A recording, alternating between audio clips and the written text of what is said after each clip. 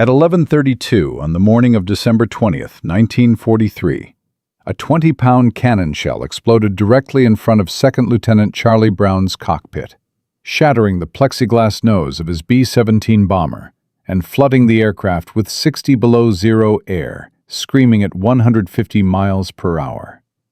The number 2 engine died instantly. German fighters swarmed like wolves. And this 21-year-old pilot with 0 combat missions was about to experience something so impossible that the U.S. military would classify it for 46 years. By the end of this story, 9 American lives would be saved by the one man who should have killed them. A German ace who gave up his Knight's Cross, risked execution by firing squad, and became a brother for life to the enemy he refused to destroy. But first, Charlie Brown had to survive the next 10 minutes of hell. December 1943. The Allied bombing campaign over Germany was a meat grinder. American B-17 bombers flew into walls of flak and swarms of Luftwaffe fighters. Entire formations were wiped out before reaching their targets. The average life expectancy of a bomber crew was 11 missions.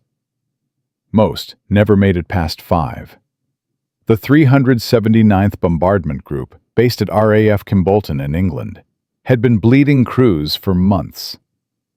Every morning, young men climbed into their aircraft, knowing the odds were against them. Every evening, empty bunks told the story of who didn't make it back. The worst position in any bomber formation had a name that everyone feared: Purple Heart Corner. It was the edge slot where German fighters always attacked first, because defensive fire from neighboring bombers couldn't overlap effectively. Flying Purple Heart Corner was practically a death sentence. New crews got assigned there. The veterans called it feeding fresh meat to the wolves. Charlie Brown's crew was the newest of all. They had arrived at Kimbolton just days earlier. 10 young men who had trained together in the United States, who trusted each other with their lives, who had no idea what real combat looked like. Brown was their pilot and aircraft commander. At 21 years old, from Weston, West Virginia, he looked like he should still be in college. His co-pilot, Spencer Luke, was equally inexperienced. Their aircraft was a B-17F Flying Fortress, nicknamed Ye Old Pub. The name came from a bar Brown's crew had frequented during training. Someone had painted a cartoon character drinking beer on the nose. It seemed funny back then. Now, as Brown sat through the morning briefing on December 20th, nothing seemed funny anymore. The intelligence officer pointed at a map of northern Germany. The target was a Focke-Wulf 190 fighter factory on the outskirts of Bremen. The factory was cranking out the most lethal fighters in the Luftwaffe arsenal. Destroying it would save Allied lives. But getting there would cost lives first. The briefing officer warned them to expect hundreds of German fighters. He warned them about the flak batteries protecting Bremen. He warned them about the winter weather that could kill them just as surely as enemy fire. What he didn't mention was that Ye Old Pub had been assigned to Purple Heart Corner. Brown found out when he checked the formation chart. His stomach dropped. His bombardier, Andy Jensen, looked at him with wide eyes. His navigator, George Starks, swallowed hard. Every man on that crew knew what Purple Heart Corner meant. But orders were orders. At 0930 hours, the engines of Ye Old Pub roared to life. Brown went through his pre-flight checks with mechanical precision.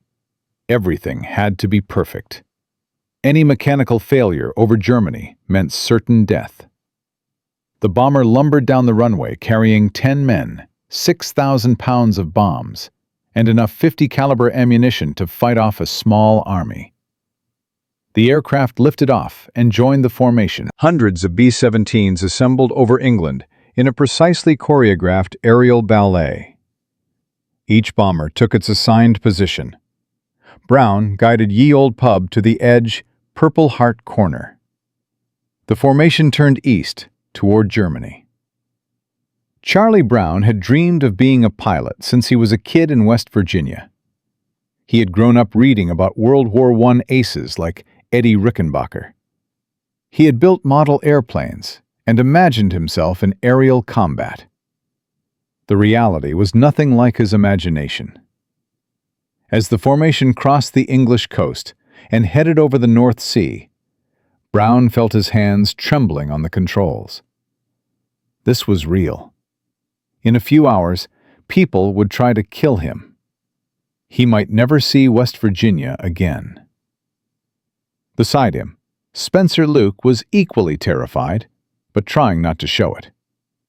Behind them in the fuselage, their crew was doing the same. Bombardier Andy Jensen in the nose, navigator George Starks beside him, radio operator Richard Pachout at his station, top turret gunner Bertram Coulombe watching the sky above, ball turret gunner Sam Blackford hanging beneath the aircraft in his glass sphere, waist gunners Alex Yelisenko and Pinky Lloyd at their positions, and in the tail, Hugh Eckenrode, manning the guns that protected their 6 o'clock. None of them had ever faced combat. All of them were about to get a brutal education. The formation reached the German coast. Anti-aircraft fire began immediately. Black puffs of smoke appeared in the sky like deadly flowers. Each puff represented thousands of metal fragments flying at supersonic speed. One direct hit could tear a bomber apart. Brown watched the flak getting closer.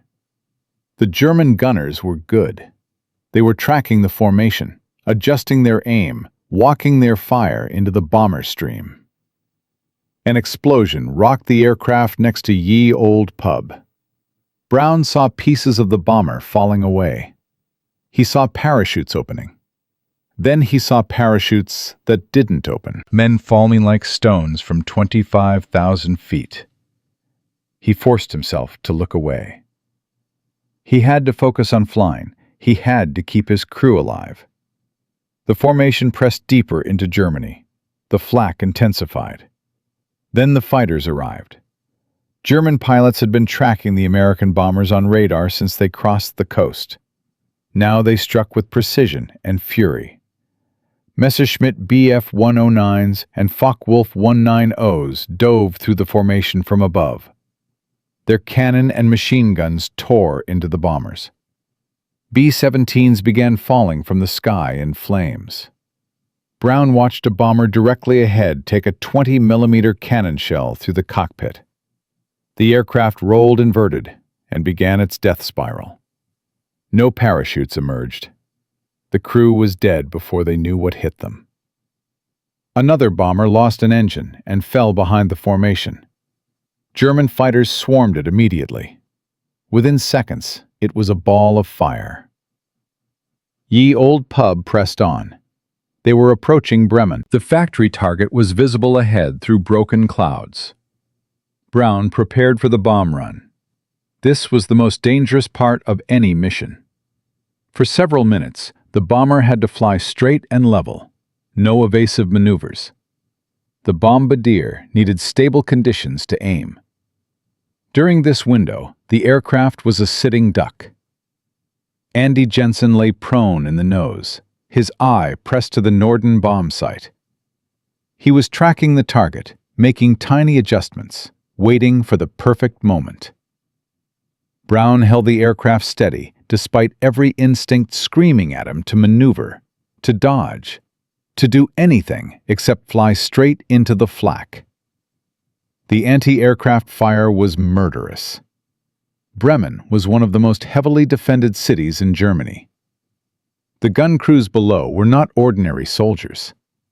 They were officer candidate school trainees, elite marksmen, the best the Luftwaffe had. And they had been waiting all morning for the American bombers. The sky around Ye Old Pub filled with black smoke. Each explosion shook the aircraft. Shrapnel rattled against the fuselage like hail on a tin roof. Brown could smell cordite and high explosive even through his oxygen mask. Then, at exactly 11:32 a.m., one of those 250 flak guns scored a direct hit. The 20-pound shell exploded 6 feet in front of the cockpit. The blast wave hit Brown like a physical punch. The plexiglass nose shattered into 1,000 pieces. The wind roared in at 60 degrees below zero and 150 miles per hour. Brown couldn't see, couldn't breathe, couldn't think. Ice crystals formed instantly on every surface. The temperature in the cockpit dropped from barely tolerable to lethal in seconds. The number 2 engine took shrapnel and died. Oil pressure dropped to zero. The propeller windmilled uselessly. Brown feathered it to reduce drag. The number 4 engine began overspeeding from the loss of its governor. Brown had to throttle it back to prevent it from tearing itself apart. Ye Old Pub slowed. The formation pulled ahead. Within seconds, the bomber was alone. Brown knew what came next. German fighter pilots watched every formation like predators studying a herd. They looked for the weak, the wounded, the stragglers. A B-17 alone was a B-17 dead. The fighters dove immediately. 12 to 15 Messerschmitts and Focke-Wulfs descended on Ye Old Pub like sharks sensing blood in the water. They came from every angle, high, low, head-on, tail-on. Their 20-millimeter cannons and 13-millimeter machine guns opened fire simultaneously. The noise was deafening. Bertram Colomb in the top turret began firing. His twin 50-caliber machine guns hammered out rounds at 800 rounds per minute. Tracers streaked across the sky. He scored hits on a Bf-109, saw pieces flying off its wing, watched it roll away trailing smoke. But there were too many. The German pilots were experienced. They knew exactly where to aim. They targeted the engines, the fuel tanks, the control surfaces, everything that kept the bomber flying. The number 3 engine took hits. Power dropped to half. Brown could feel the aircraft losing altitude. Spencer Luke was firing the nose guns, swinging them from target to target. In the tail, Hugh Eckenrode was fighting desperately to keep the German fighters off their 6.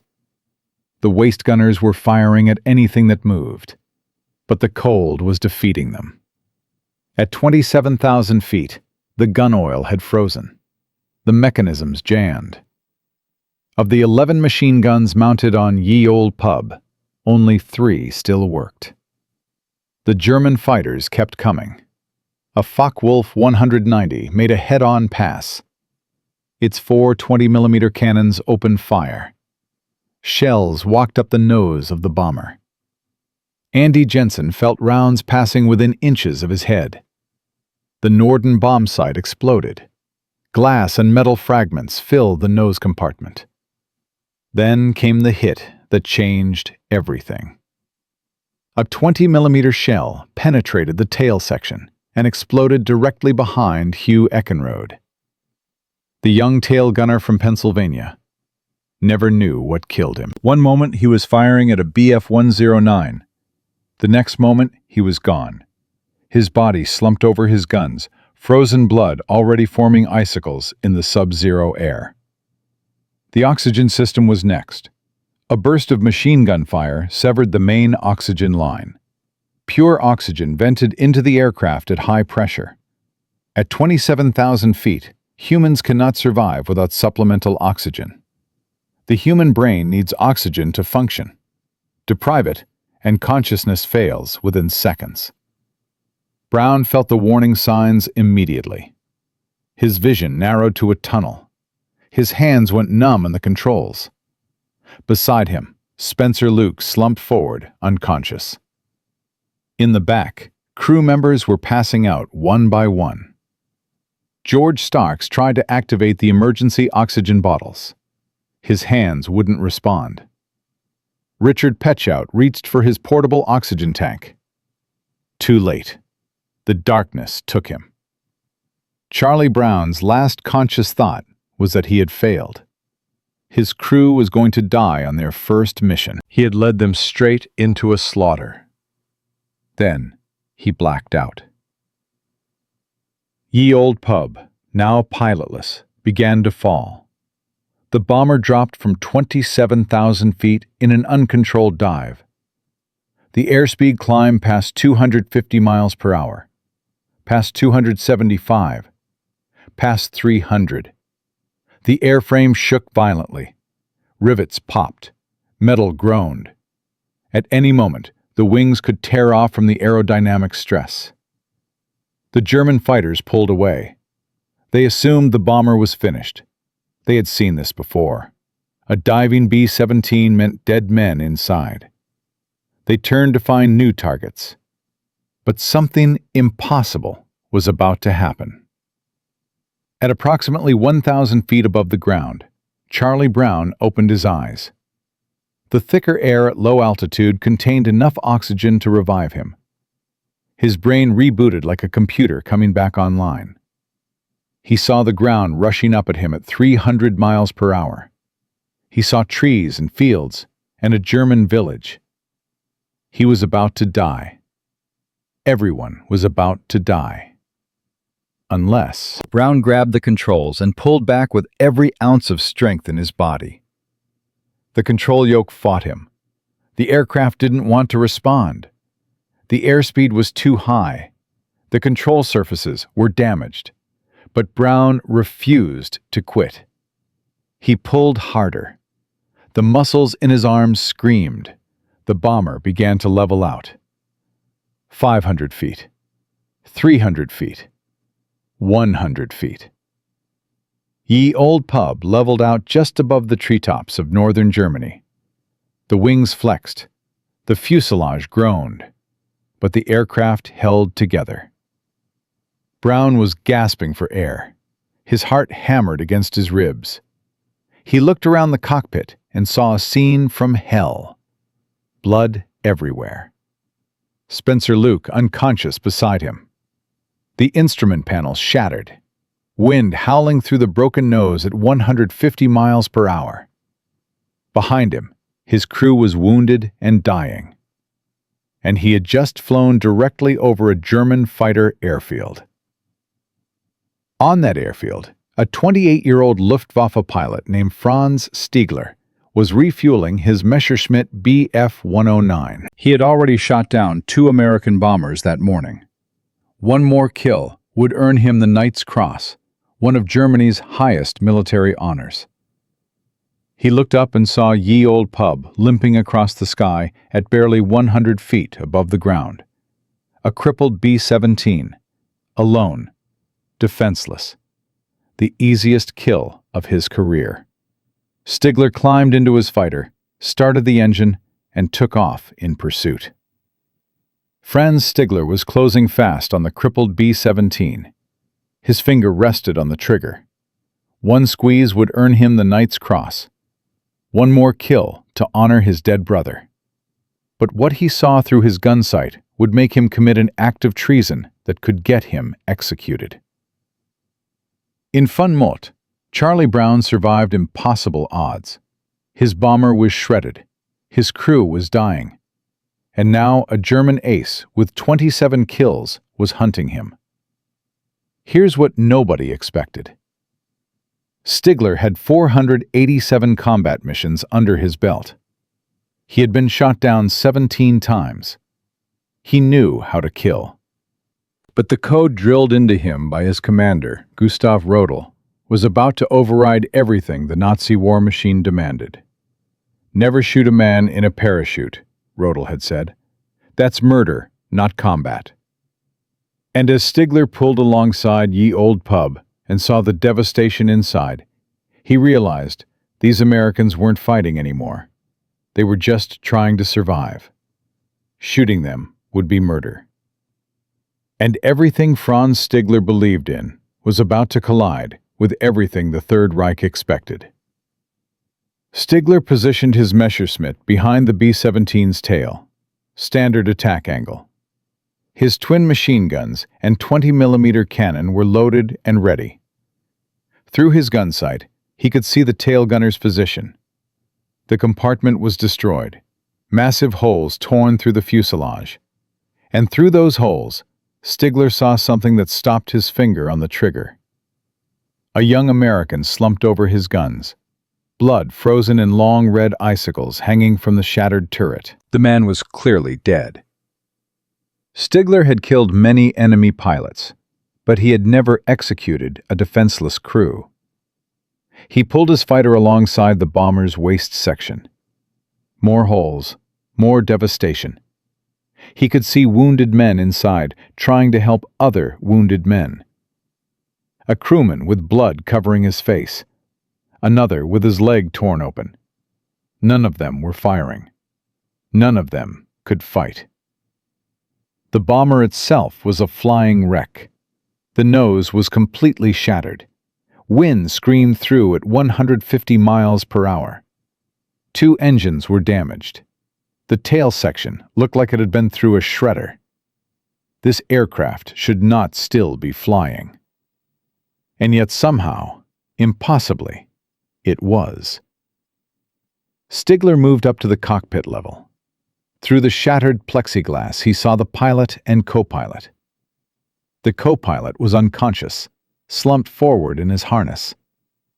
The pilot was covered in blood, struggling with the controls, clearly wounded. The young American's eyes met Stigler's through the broken window. The terror in those eyes was absolute. The American expected to die in the next 3 seconds. Franz Stigler was not a Nazi. He had joined the Luftwaffe in 1935 as a commercial pilot. Before the war, he had flown passengers across Europe for Lufthansa in peace. He had never wanted to kill anyone. But Germany had called, and duty had answered. His brother August had died in 1940 when his Junkers 88 crashed during a night bombing mission over England. The war had taken everything from Franz, except his skill and his code. That code came from Gustav Rodel, his former commanding officer in North Africa. Rodel had commanded Jagdgeschwader 27 in the Libyan desert. He was different from other German officers. He believed war had rules. He believed honor mattered more than kill counts. Rodel had gathered his pilots one day and told them something Franz never forgot. "You are fighter pilots first, last, always. If I ever hear of any of you shooting at a man in a parachute, I will shoot you myself." The meaning was crystal clear. A man in a parachute was defenseless. Killing him was murder. And murder had no place in the code of a true fighter pilot. Now Franz looked at the shattered B-17 beside him. These Americans weren't in parachutes, but they might as well have been. No working guns, no speed, no way to defend themselves. They were defenseless. Shooting them down would not be a victory. It would be an execution. Franz felt the weight of his rosary beads in his flight jacket pocket. His mother had wanted him to become a priest. He had chosen to fly instead. But he had never abandoned his faith.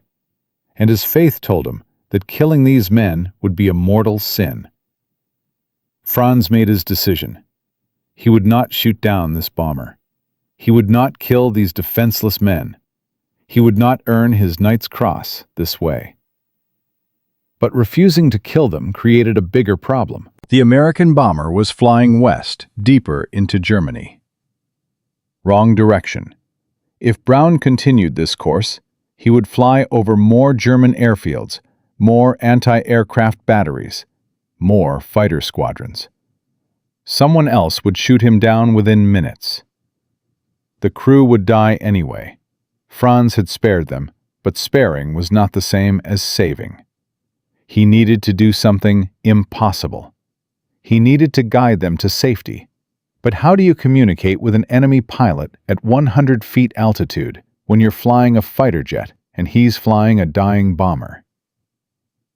Franz pulled his Messerschmitt alongside the B-17's cockpit. Close formation, wingtip to wingtip. He could see the American pilot staring at him, frozen in terror. Franz raised his hand and pointed down toward the ground.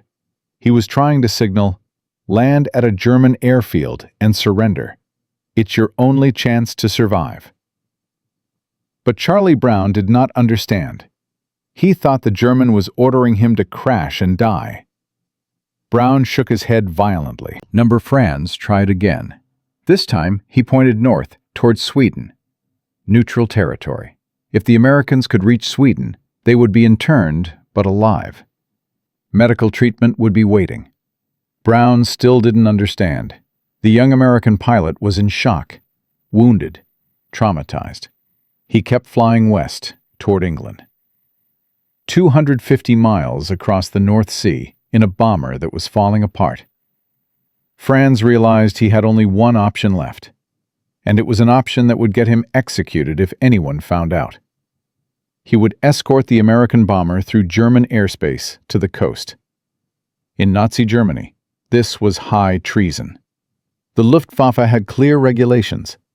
Any German pilot who allowed an enemy aircraft to escape faced immediate court-martial. The sentence was death by firing squad. No trial, no defense, no appeal. Franz knew exactly what he was risking. His career, his life, his honor in the eyes of the Reich. But he looked at the young American pilot again and saw himself 5 years earlier, before the war, before the killing. Just a young man trying to survive. Franz made the most dangerous decision of his life. He maneuvered his Messerschmitt into close formation on the left wing of the B-17. So close that their wingtips were separated by just a few feet. So close that from the ground, the two aircraft would appear as one silhouette. This was his plan. The Luftwaffe operated captured B-17s for training and reconnaissance missions. German anti-aircraft crews were trained to recognize these aircraft when escorted by friendly fighters. If they saw a Bf-109 flying in tight formation with an American bomber, they might assume it was a captured plane being delivered to a test facility. They might hold their fire. It was a desperate gamble based on a thin assumption, but it was the only chance these Americans had. Inside Ye Olde Pub, Charlie Brown watched the German fighter slide into position beside him. His mind couldn't process what was happening. German fighters don't escort American bombers. They destroy them. Was this some kind of psychological torture? Was the German radioing for reinforcements? Was he herding them into a trap? Brown glanced at his top turret gunner, Bertram Coulomb. Coulomb had the German fighter in his sights. His twin 50 caliber guns could shred the Messerschmitt at this range. "Don't fire," Brown ordered over the intercom. "Just aim at him. If he makes a move, kill him." The B-17 continued west, mile after mile. The Germans stayed in formation. They passed over farmland. They passed over villages with church steeples and cobblestone streets. They passed over roads filled with German military convoys.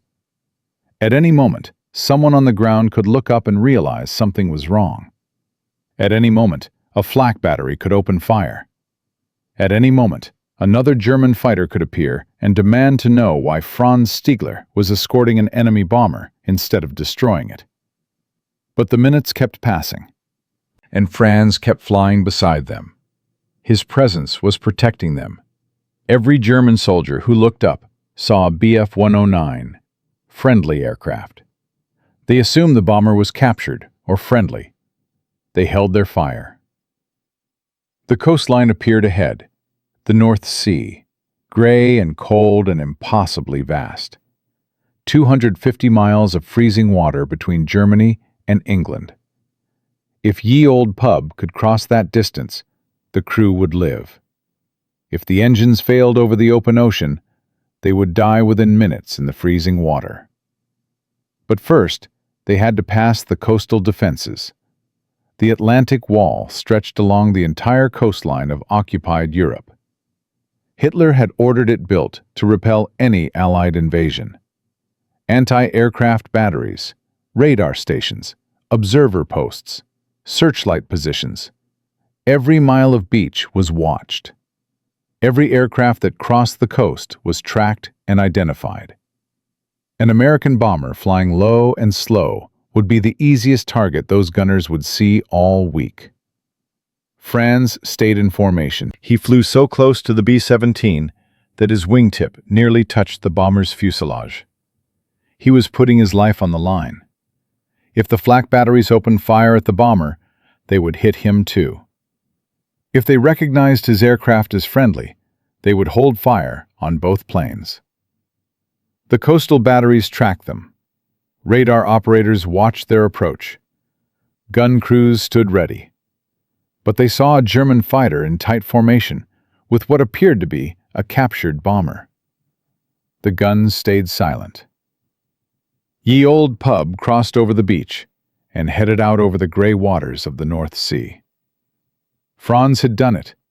He had escorted an enemy bomber through the most heavily defended airspace in Europe. He had saved 9 American lives.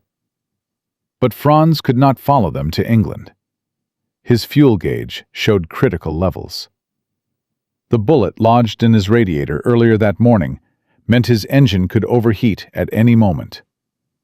And if he landed in Britain, he would spend the rest of the war as a prisoner. Franz pulled his fighter alongside the B-17's cockpit one last time. Charlie Brown was staring at him through the shattered window. Their eyes met.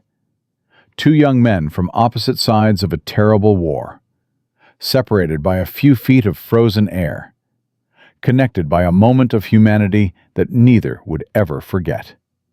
Franz raised his hand to his forehead in a slow, deliberate salute. A fighter pilot's salute. A gesture of respect between warriors. Then he banked his Messerschmitt hard to the left and disappeared into the gray German sky, heading back toward his airfield. Charlie Brown watched him go. He still didn't understand what had just happened. He didn't know the German's name. He didn't know why he had been spared. All he knew was that a man who should have killed him had chosen to let him live, and that choice had saved 9 men. But Brown's ordeal was far from over. He was now 250 miles from England in an aircraft that was barely flying. 1 man was dead. 6 were wounded. The morphine had frozen solid. 3 engines were damaged. The hydraulic system was destroyed. And the North Sea in December was one of the most unforgiving environments on Earth. Charlie Brown flew his dying bomber into the void. Below him, waves churned in the December cold. Water temperature was barely above freezing. If Ye Old Pub went down, the crew would have 3 minutes before hypothermia killed them. Maybe 5 if they were lucky. The number 2 engine was completely dead. The number 3 engine was producing half power. The number 4 engine kept surging and fading. Only the number 1 engine was running at full capacity. Brown needed at least 2 good engines to maintain altitude. He was flying on 1.5. The airspeed indicator showed 140 miles per hour. Dangerously slow. Any slower, and the bomber would stall and fall into the sea. Behind him, his crew was fighting to stay alive. Alex Yelisenko had taken shrapnel in his leg. The wound was severe. Without morphine or proper treatment, he would bleed to death. His crewmates packed the wound and applied pressure. That was all they could do. Sam Blackford in the ball turret had lost all feeling in his feet. The electrical heating in his flight suit had failed. Frostbite was setting in fast. If he didn't get warm soon, he would lose his toes, maybe his feet, maybe his legs. Richard Petchout had taken a shell fragment to his eye. He could barely see. But he kept working, trying to repair the damaged radio so they could call for help. Every few minutes, he tapped out a distress signal. No response ever came. In the tail section, Hugh Eckenrode's body remained where he had died. There was no way to move him. The other crew members had wrapped him in a blanket. That was all they could do. The living had to focus on staying alive. Brown calculated the distance. 250 miles at 140 miles per hour. Nearly 2 hours of flight time. 2 hours in an aircraft that could disintegrate at any moment. 2 hours over water so cold it would kill them in 3 minutes. He didn't know if they would make it, but he knew they had to try. Mile after mile, the B-17 limped westward. The engines coughed and sputtered. The airframe groaned under stress. Brown's hands ached from gripping the controls. His shoulder throbbed where the bullet fragment had hit him, but he did not let go. He could not let go. 9 lives depended on him. 8 still breathing. 1 already gone. After what felt like an eternity, the coast of England appeared on the horizon. Brown had never seen anything more beautiful. Green fields, gray cliffs, home. But Ye Old Pub was too damaged to reach its home base at RAF Kimbolton. The hydraulic system was destroyed, which meant the landing gear might not extend. The flaps might not work. Brown would have to bring the bomber down wherever he could find a runway. He spotted RAF Seething, home of the 448th Bomb Group. He lined up for approach. The landing gear came down, barely. The flaps extended partially. Brown brought Ye Old Pub toward the runway, in what could only be described as a controlled crash. The bomber hit hard. The remaining landing gear collapsed. The aircraft skidded across the tarmac in a shower of sparks and screaming metal. When it finally stopped, Charlie Brown sat motionless in the cockpit.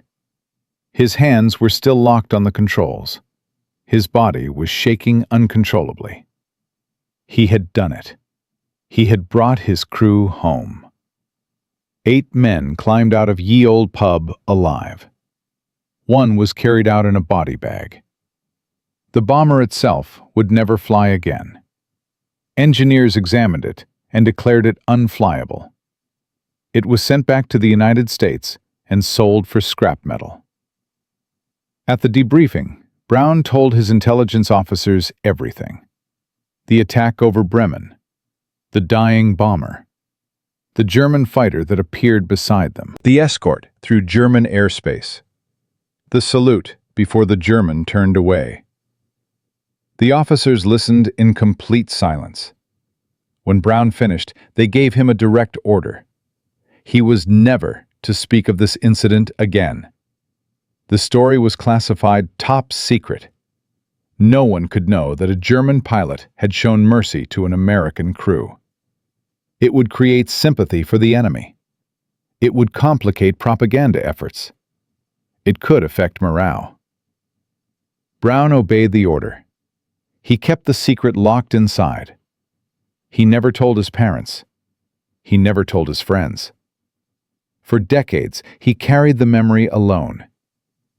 300 miles away, in Germany, Franz Stigler landed his Messerschmitt at his airfield near Bremen.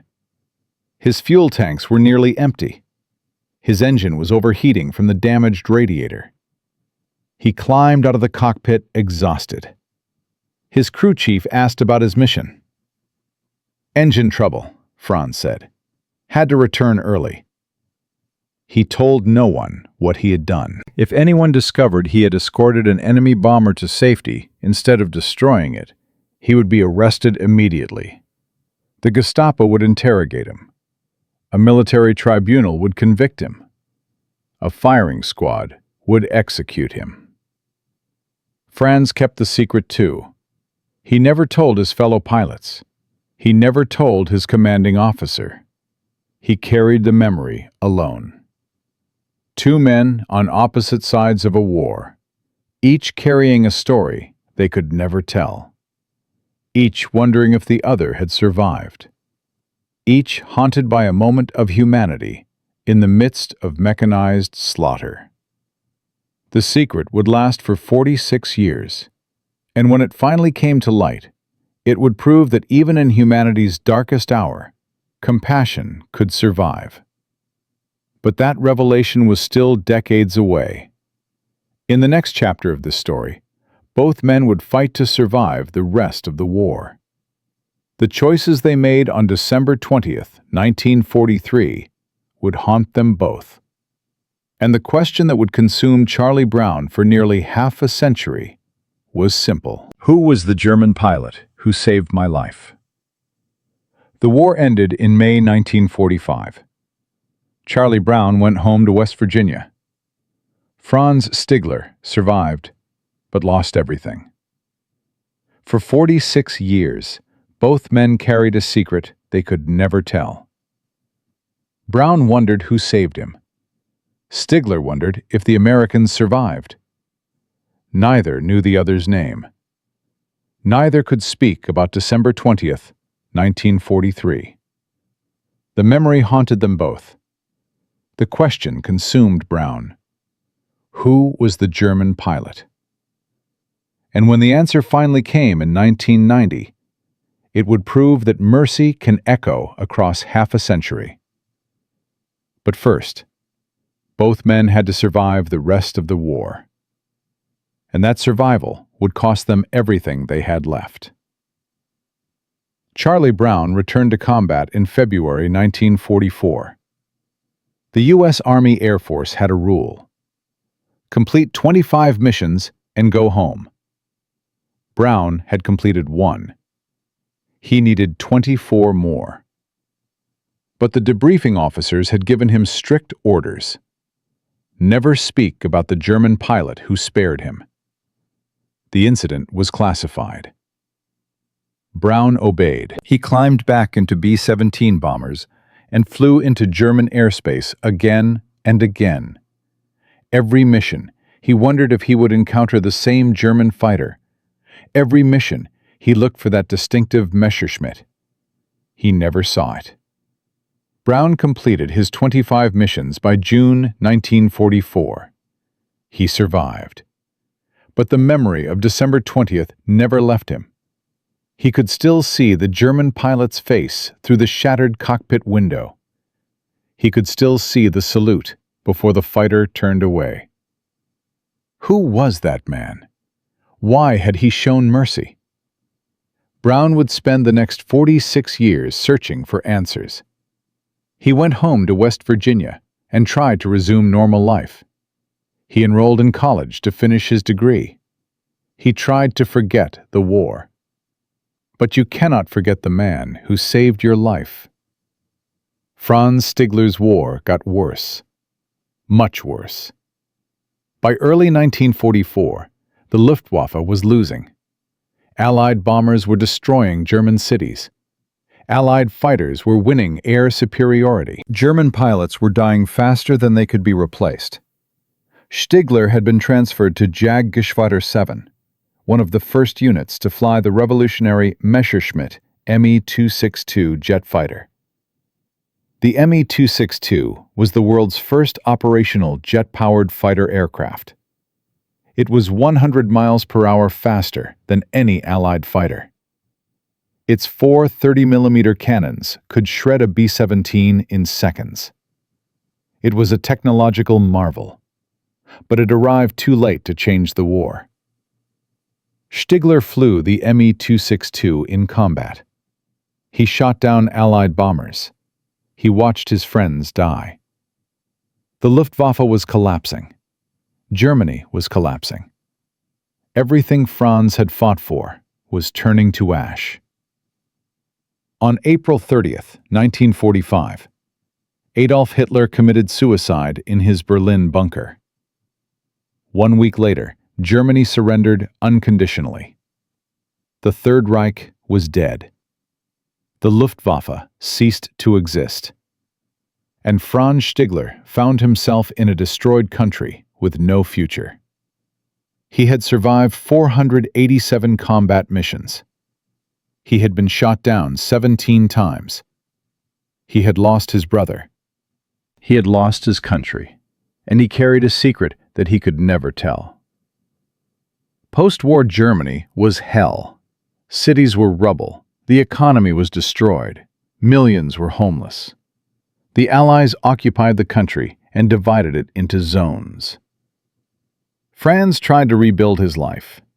He had been a commercial pilot before the war, but airlines were not hiring former Luftwaffe pilots. The stigma was too great. He struggled to find work. He took odd jobs. He barely survived. In 1953, Franz made a decision that would change his life. He emigrated to Canada, Vancouver, British Columbia. A new country, a fresh start, a chance to leave the war behind. Franz arrived in Vancouver with almost nothing. No money, no connections, no English. But he had his skills as a pilot and engineer. He started working in the aircraft industry. He slowly built a new life. He became a successful businessman. He married. He had a family. He became a Canadian citizen. On the outside, Franz Stigler looked like a man who had moved on. But inside, he still carried the memory of December 20th, 1943. He wondered if the American bomber had made it home. He wondered if the crew had survived. He wondered if his decision to show mercy had mattered. But he could never ask anyone. He could never tell anyone. The secret stayed locked inside. Charlie Brown rebuilt his life too. He finished college. Then, in 1949, he made a surprising decision. He rejoined the United States Air Force. The Air Force had been created as a separate branch in 1947. Brown wanted to continue serving, but this time not as a pilot, as an intelligence officer. Brown rose through the ranks. He served during the Korean War. He served during the Cold War. He traveled the world analyzing threats and gathering intelligence. He retired in 1972 as a lieutenant colonel. A successful career, a good life. But the memory of the German pilot never left him. Brown settled in Miami, Florida. He started a combustion research company. He became a businessman. He had money. He had respect. He had survived. But he still didn't have answers. Who was the German pilot? For decades, Brown kept the secret. The military had ordered him to stay silent. He obeyed. But in 1986, something changed. Brown was invited to speak at a military aviation event called The Gathering of Eagles at Maxwell Air Force Base in Alabama. Retired pilots from all branches attended. War stories were shared. Friendships were renewed. Someone asked Brown if he had any memorable combat stories. For the first time in 43 years, Charlie Brown told the story. He described the mission to Bremen. He described the attack that shredded his bomber. He described the German fighter that appeared beside him. He described the escort through German airspace. He described the salute before the German turned away. The audience listened in absolute silence. You could have heard a pin drop. When Brown finished, the room exploded with questions. How did you survive? Why didn't the Germans shoot? Did you ever find out who he was? Brown admitted he had no answers. He had been searching for decades. He had contacted the U.S. Air Force Archives. No records. He had contacted the West German Air Force. No records. He had written letters to military historians across Europe. No responses. The German pilot seemed to have vanished into history. But something changed that day in 1986. Brown realized he needed to find this man. He needed to know what happened. He needed to say thank you. The search intensified. Brown spent the next 4 years searching. He wrote hundreds of letters. He contacted every German aviation organization he could find. He tracked down former Luftwaffe pilots and asked if they knew anything. Nothing. Every lead went cold. Every contact came up empty. His friends told him to give up. The pilot was probably dead. Even if he was alive, finding one man among millions of German veterans was impossible. 46 years had passed. Too much time. Too little information. But Brown refused to quit. In 1989, he wrote one final letter. He sent it to a newsletter for former Luftwaffe pilots called Jägerblatt. He described the encounter in precise detail: the date, the location, the aircraft types, the damage to his bomber, the escort through German airspace. He asked if anyone knew who the German pilot might have been. The letter was published in early 1990. Brown had given up hope of a response. He had tried everything. This was his last attempt. Then one morning in February 1990, Brown received an envelope. Canadian postmark, Vancouver, British Columbia. Inside was a single sheet of paper covered in careful handwriting. The letter began with 3 words that changed everything. I was the one. Franz Stigler had read the newsletter. Someone had mailed it to him. He had recognized the story immediately. Every detail matched his memory exactly. The date, the location, the shattered B-17, the escort to the coast, the salute. After 46 years of silence, Franz had finally learned that the American bomber had made it home. The crew had survived. His decision to spare them had not been in vain.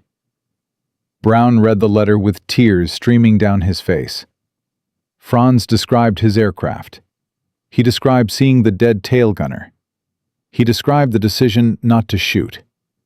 He described the escort over the coastal defenses. He described the salute. Every single detail matched Brown's memory exactly. There was no doubt. This was the man who had saved his life. Brown's hands were shaking as he dialed directory assistance for Vancouver, British Columbia. I need a number for Franz Stigler, he said. The operator found it. Brown dialed with trembling fingers. An old man with a German accent answered. Franz Stigler? Brown asked. Yes? This is Charlie Brown. I was the pilot of the B-17 you escorted over Germany in 1943. There was a long pause on the other end of the line. Then Franz Stigler began to cry. 2 old men, separated by 2,000 miles, wept together over a telephone connection. They talked for hours. They discovered they had lived less than 200 miles apart for years. Franz in Vancouver, Brown in Seattle, before he moved to Miami. They had been neighbors and never known it. They agreed to meet in person. A hotel lobby in Florida, summer of 1990. 2 enemies from a war that ended 45 years ago. 2 old men who had carried the same secret for 46 years. Finally, about to see each other face to face. On a summer day in 1990, Charlie Brown walked into that hotel lobby. He was 67 years old. His hair was gray. His body carried the scars of war. But his heart was pounding like he was 21 again. Franz Stigler was waiting. He was 74 years old. His face was lined with age. His hands trembled slightly. But his eyes were the same eyes that had looked across at Brown through the shattered cockpit window in 1943. They saw each other across the lobby. For a moment, neither moved. Then they walked toward each other and embraced. 2 old men, holding each other and weeping. Their shoulders shook. Their voices broke. They did not let go for a long time. A friend had brought a video camera. The footage shows something extraordinary. Not 2 enemies reuniting. 2 brothers finding each other after half a century. When they finally separated, Franz looked at Brown with tears in his eyes. "I had to know," Franz said. "I had to know if you made it home." Brown had brought photographs, not just of himself, but of his children, his grandchildren, all the people who existed because Franz had lifted his finger from the trigger in 1943. Franz stared at the photographs. His tears came harder. He had given up his Knight's Cross to save 9 American lives. Now he was looking at 3 generations of a family that lived because of him. "I never received my Knight's Cross," Franz said quietly, "but I received something better." Brown understood. They had both received something that no medal could represent. 3 months later, in September 1990, Brown and Franz attended a reunion of the 379th Bomb Group in Massachusetts. The veterans of Brown's old unit invited Franz as their guest of honor. They wanted to meet the German pilot who had saved one of their own. 2 surviving crew members from Ye Old Pub were there. Sam Blackford, the ball turret gunner. Richard Pechout, the radio operator. Both men had lived full lives after the war. Both had children and grandchildren. They embraced Franz with tears and laughter. They thanked him for the decades they had been given. They introduced him to their families. 25 people stood in that room who would never have been born if Franz had pulled the trigger. The reunion made Franz an honorary member of the 379th Bomb Group, a German fighter ace officially welcomed into an American bomber unit. Former enemies, now brothers. Word of the story spread. Newspapers picked it up. Television stations requested interviews.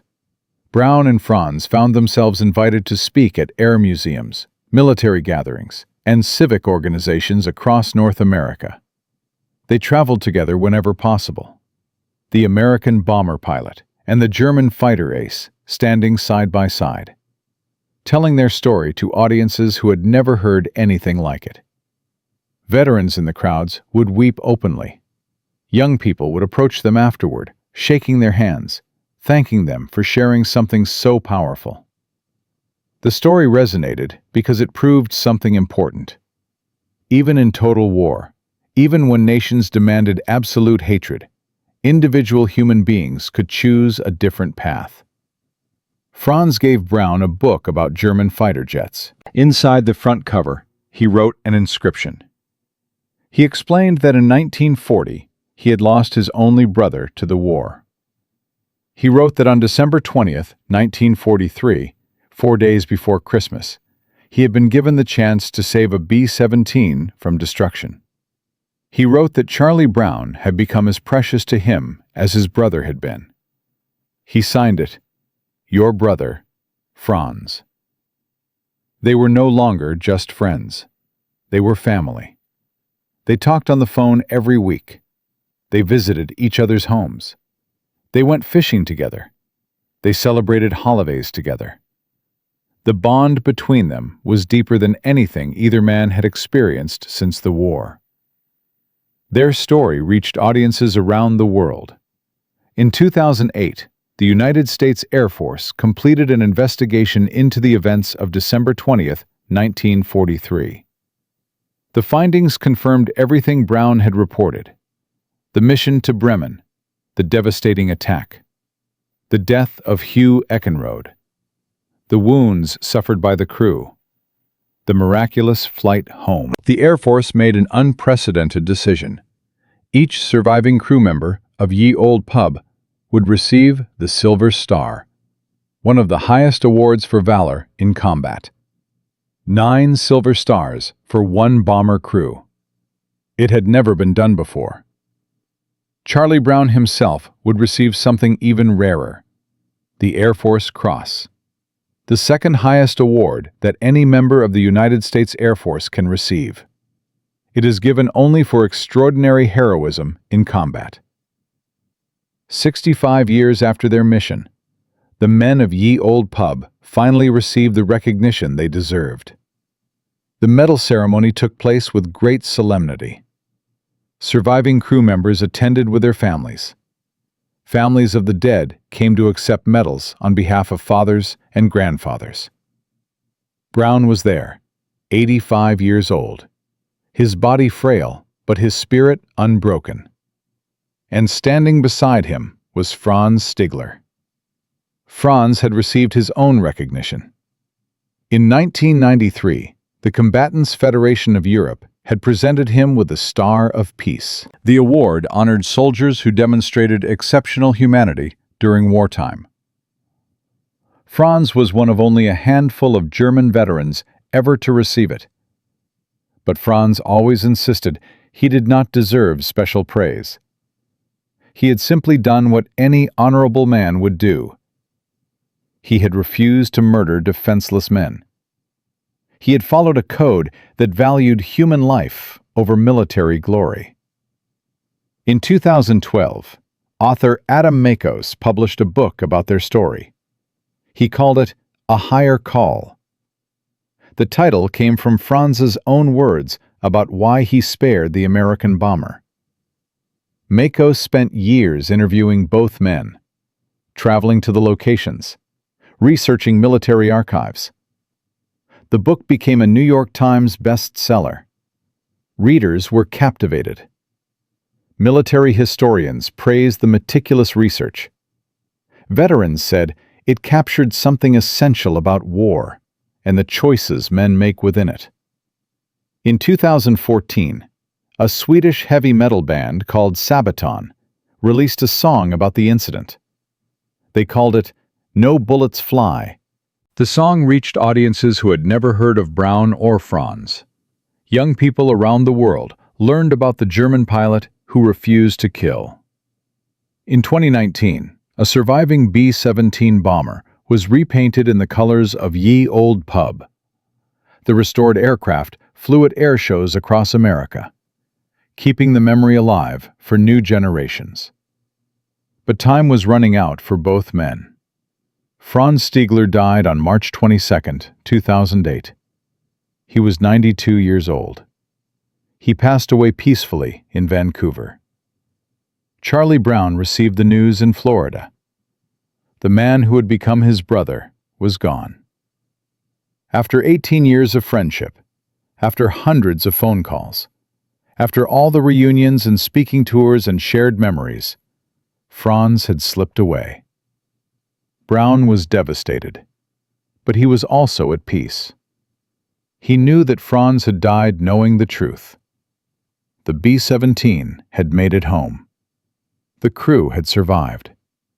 The decision he made over Germany in 1943 had mattered. 8 months later, on November 24, 2008, Charlie Brown died in Miami. He was 87 years old.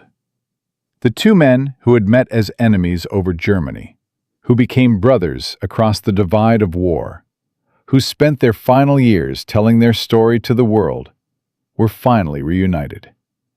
They died the same year, just 8 months apart, as if one could not bear to live too long without the other. But the story did not end with their deaths. The legacy they left behind continues to grow. The descendants of the surviving crew members number in the dozens now. Children, grandchildren, great-grandchildren, teachers, doctors, soldiers, artists. Every single one owes their existence to a German pilot who chose not to pull the trigger. And the question that defined Charlie Brown's search for 46 years has been answered. Who was the German pilot who saved my life? His name was Franz Stigler, and he became my brother. The story of Charlie Brown and Franz Stigler is not just about one moment over Germany in 1943. It's about what happens when mercy survives war. It's about two men who carried a secret for 46 years. It's about a question that consumed Brown until 1990. Who was the German pilot who saved my life? We've seen the impossible mission, the shattered bomber, the German ace who chose not to kill, the reunion after half a century. But there's one final chapter to this story, a chapter about legacy, about memory, and about what it means when two enemies become brothers. Because the real impact of December 20th, 1943, didn't end when Franz and Charlie died in 2008. It's still echoing today.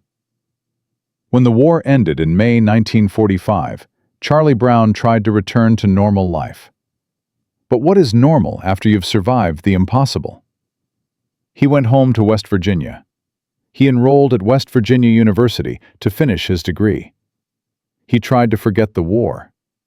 But the memory of the German pilot haunted him. Every night he saw that Messerschmitt pulling alongside his shattered bomber. Every night he saw the salute. Who was that man? Why had he shown mercy? Brown couldn't answer these questions. The military had ordered him to stay silent. The incident was classified. So he buried it deep and tried to move on. He graduated from college. Then, in 1949, he made a decision that surprised everyone. He rejoined the military. The United States Air Force had been created as a separate branch in 1947. Brown wanted to continue serving, but not as a pilot, as an intelligence officer. He spent 23 years analyzing threats, gathering information, serving his country in a different way. He rose to the rank of lieutenant colonel. In 1972, he retired with honors. He had served his country for 3 decades across 2 wars. On the surface, Charlie Brown's life looked successful. Good career, good retirement. He settled in Miami and started a combustion research company. He had money and respect. But inside, he was still searching. Franz Stigler's post-war life was much harder.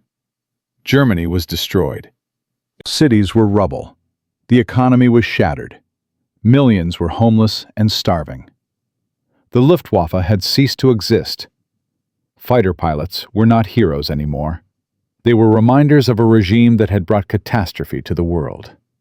Franz tried to rebuild. He had been a commercial pilot before the war. But airlines weren't hiring former Luftwaffe pilots. The stigma was too great. He took odd jobs. He barely survived.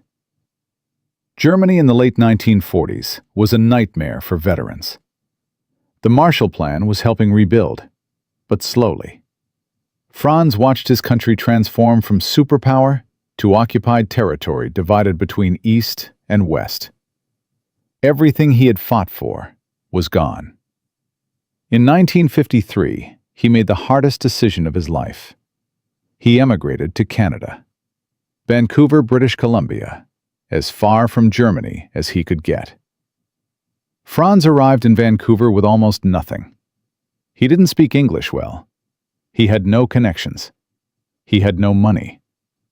But he had his engineering skills and his determination. He started working in the aircraft industry. He slowly built a business.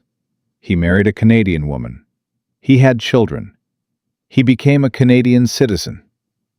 On the outside, Franz Stigler became a successful businessman and family man. But inside, he carried the same question Charlie Brown carried. Did the bomber make it home? Did the crew survive? Did my decision to show mercy matter? For 43 years, both men lived with their questions. They were separated by thousands of miles and had no way to find each other. Neither knew the other's name. Neither could speak about December 20th, 1943, without risking consequences. The military classification kept Charlie silent. The fear of judgment kept Franz silent. But in 1986, everything changed. Charlie Brown broke his silence at the Gathering of Eagles. He told the story publicly for the first time. The audience was stunned. And Brown realized he needed to find the German pilot. He needed to know. The search began. 4 years of dead ends. 4 years of letters to archives and veterans organizations. 4 years of hope fading. Then, in 1990, that letter arrived from Vancouver. I was the one. 3 words that answered 46 years of questions. Franz had read about Charlie's search in a Luftwaffe veterans newsletter. He had recognized the story immediately, and after nearly half a century of silence, he reached out. The phone call that followed changed both men forever. 2 old men weeping together across a telephone connection. 2 enemies discovering they were brothers. The reunion in summer 1990 was extraordinary. When Charlie and Franz embraced in that Florida hotel lobby, something profound happened. The war finally ended for both of them. All the trauma, all the guilt, all the unanswered questions dissolved in that moment. They had both survived. The mercy had mattered. The B-17 had made it home. Franz hadn't murdered defenseless men. Charlie hadn't died in a frozen bomber over Germany. They spent the next 18 years inseparable. They talked every week. They visited each other constantly. They traveled together, telling their story. They attended reunions and air shows. They spoke to audiences across North America. Everywhere they went, people were moved to tears. Veterans would approach them afterward and say, "Thank you for showing us that humanity can survive, even in war." Young people would shake their hands and say, "This gives me hope." The 2 surviving crew members from Ye Old Pub, Sam Blackford and Richard Pashout, embraced Franz like family. They introduced him to their children and grandchildren. 25 people stood in that room who existed only because Franz had lifted his finger from the trigger. Franz looked at those faces and understood what he had truly accomplished. Not 27 aerial victories, not 487 combat missions, but 25 human beings living and breathing because he had chosen mercy over murder. In 2008, both men received the recognition they deserved. Charlie Brown and his crew were awarded the Silver Star and Air Force Cross. 65 years late, but finally official. The United States military acknowledged that December 20th, 1943, was one of the most extraordinary missions in American aviation history. Franz received the Star of Peace from the Combatants Federation of Europe in 1993, one of the highest honors for wartime humanity. But Franz always insisted he didn't deserve special praise. "I just did what was right," he would say, "what any honorable man would do." Then came the deaths. Franz died first on March 22, 2008. He was 92 years old. He died peacefully in Vancouver, surrounded by family. When Charlie received the news in Florida, he wept. His brother was gone. 8 months later, on November 24, 2008, Charlie Brown followed. He was 87. As if he couldn't bear to live too long without Franz. They had been given 18 years together after 46 years apart. 18 years of friendship, brotherhood, and peace. Most people never get that gift. But the legacy didn't die with them. The story of Charlie Brown and Franz Stigler has become one of the most famous tales of World War II. In 2012, author Adam Makos published A Higher Call, a comprehensive account of their story. The book became a New York Times bestseller. It has been translated into multiple languages and read by millions worldwide. Makos spent years researching, interviewing the families, visiting the locations. The book is now taught in schools and military academies. It's used to teach ethics, decision-making under pressure, and the importance of codes of honor. In 2014, the Swedish power metal band Sabaton released No Bullets Fly, a song about Franz and Charlie. The song has been viewed over 50 million times on YouTube. Young people who know nothing about World War II now know about the German ace who refused to kill. The song's chorus captures the essence of the story. Killing machine, honor in the sky. B-17 flying home. Kill machine said goodbye. 1,000 feet in the sky. In 2019, a restored B-17 bomber, operated by the Historic Flight Foundation, was repainted to match Ye Olde Pub's original markings. The aircraft flies at air shows across North America. Thousands of people see it every year. They hear the story. They learn about mercy in war. The Charlie Brown and Franz Stigler Foundation was established by their families to preserve their legacy. The foundation provides scholarships to students studying conflict resolution, military ethics, and aviation history. Every year, new scholars learn about the moment over Germany when one man's code of honor saved 9 lives. Military academies around the world now teach this story. The United States Air Force Academy includes it in their ethics curriculum. The German Luftwaffe uses it in their officer training. The message is simple but powerful. Even in war, especially in war, humanity must survive. Honor matters more than victory. Mercy is not weakness. It's the highest form of strength. The story has influenced military doctrine.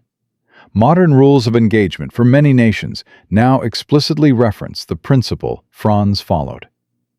Don't kill defenseless enemies. Don't shoot at parachuting pilots.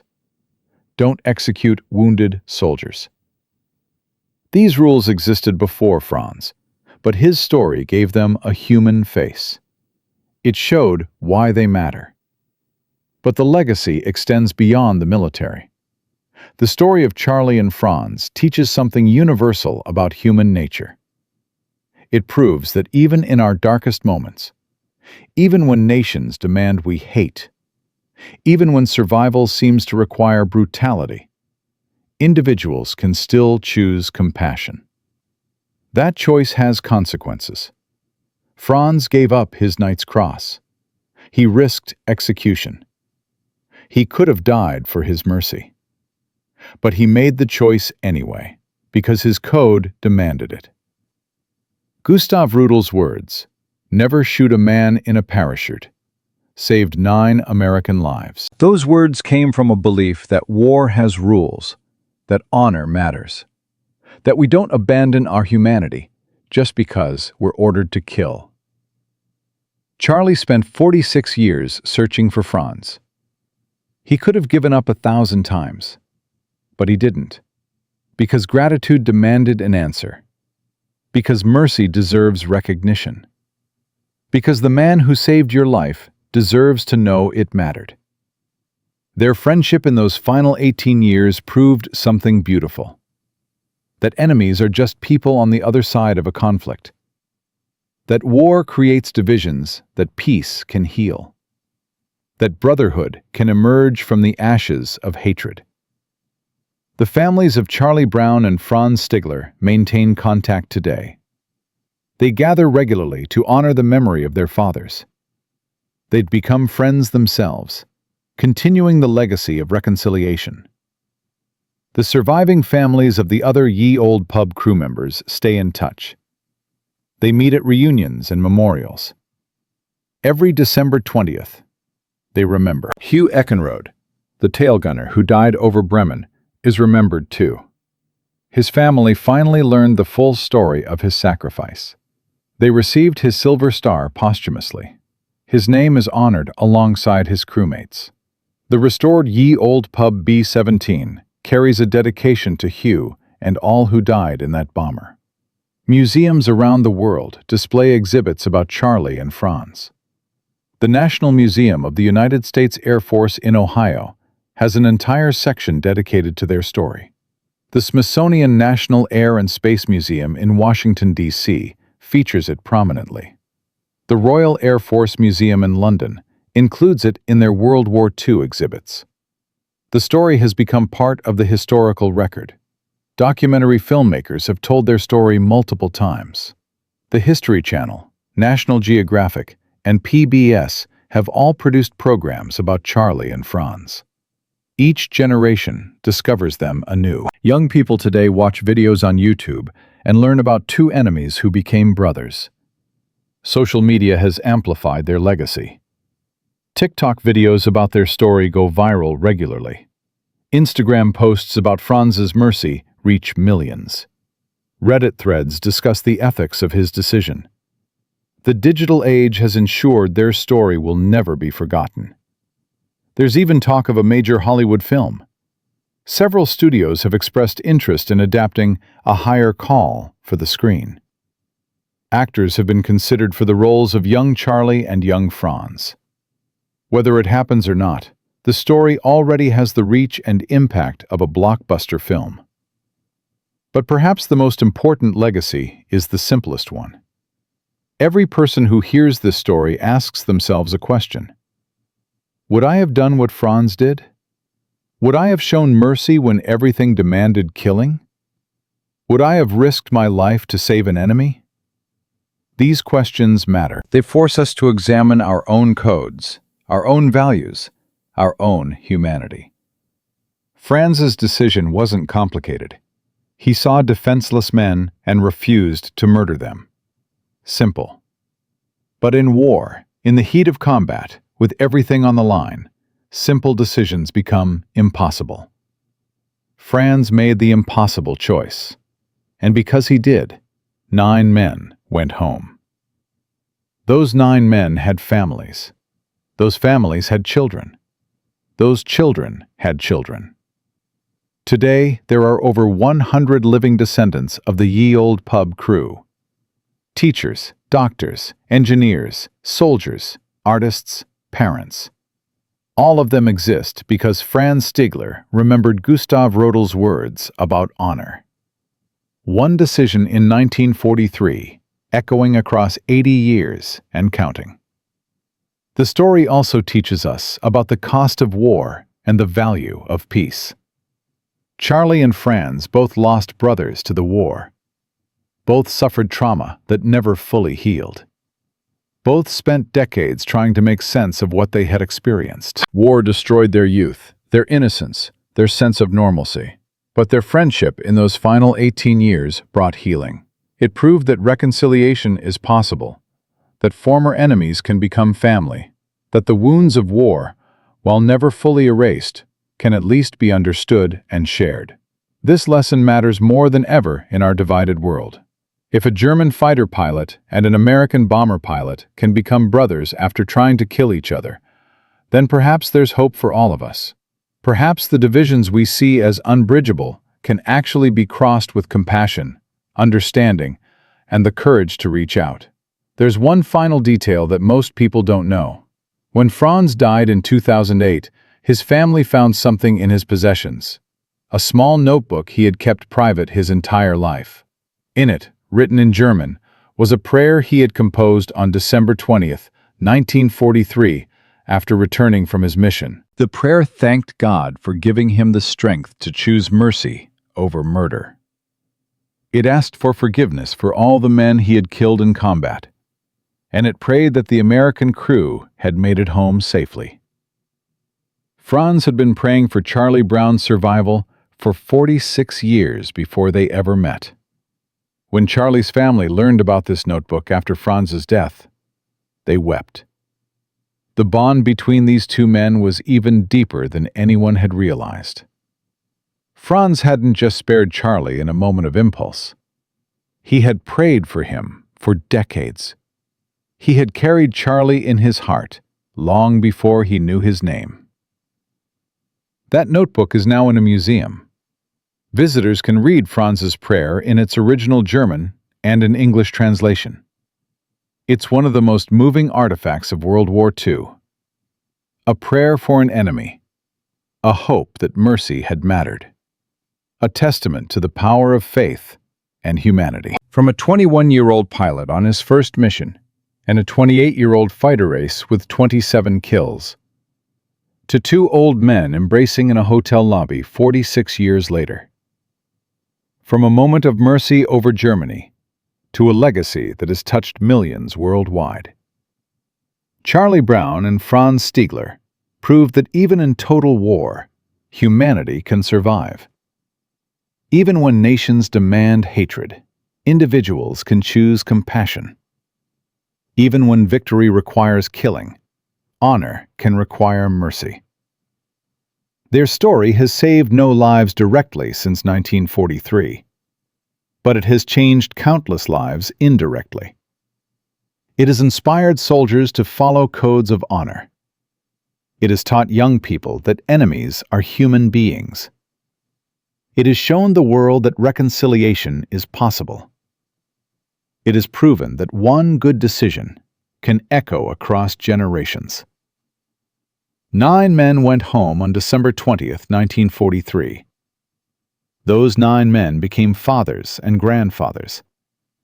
Today, over 100 people exist because Franz Stigler lifted his finger from the trigger. That's the power of mercy. That's the legacy of honor. That's why this story matters. And that's why, 80 years later, we're still telling it.